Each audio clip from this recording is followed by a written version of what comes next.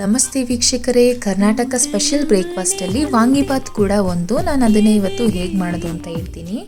ಇಲ್ಲಿ ಗೊಜ್ಜು ಟೈಪು ಮಾಡ್ತಾರೆ ಮತ್ತು ಪ್ರೆಷರ್ ಕುಕ್ಕು ಮಾಡ್ತಾರೆ. ನಾನಿಲ್ಲಿ ಗೊಜ್ಜು ಟೈಪ್ ಮಾಡ್ತಾ ಇದ್ದೀನಿ. ಫಸ್ಟು ಒಂದು ಕಡಾಯಿಗೆ ಎಣ್ಣೆ ಹಾಕಿ ಸಾಸಿವೆ ಒಗ್ಗರಣೆ ಕೊಟ್ಟು ಕಡಲೆಬೇಳೆ ಮತ್ತು ಗೋಡಂಬಿ ಹಾಕ್ಕೊಂಡಿದ್ದೀನಿ. ಬೇಕಿದ್ರೆ ಕಡಲೆ ಬೀಜನೂ ಸೇರಿಸ್ಬೋದು.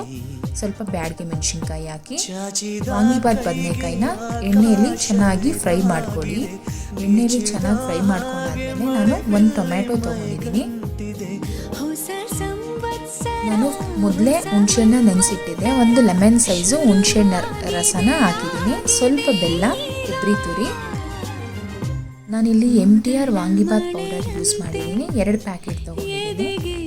ಸ್ವಲ್ಪ ಅರಿಶಿನ ಪುಡಿ, ರುಚಿಗೆ ತಕ್ಕಷ್ಟು ಉಪ್ಪು, ಇಂಗು ಇಷ್ಟು ಹಾಕಿ ಸ್ವಲ್ಪ ಚೆನ್ನಾಗಿ ಫ್ರೈ ಮಾಡಿ. ಎಣ್ಣೆಯಲ್ಲಿ ಚೆನ್ನಾಗಿ ಫ್ರೈ ಮಾಡಬೇಕು. ಅದು ಎಣ್ಣೆ ಬಿಟ್ಕೋಬೇಕು. ಆವಾಗ ಗೊಜ್ಜು ರೆಡಿಯಾಗಿದೆ ಅಂತ ನೋಡ್ಬೋದು ನೀವು.